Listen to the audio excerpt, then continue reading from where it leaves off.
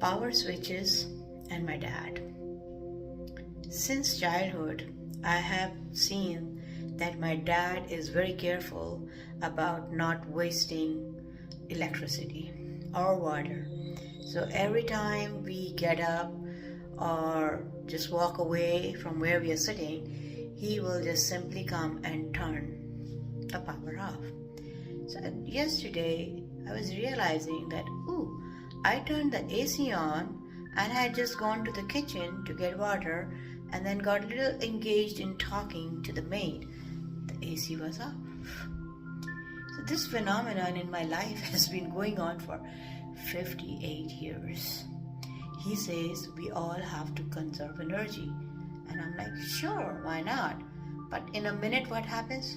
Oh, no. A minute, every minute adds up.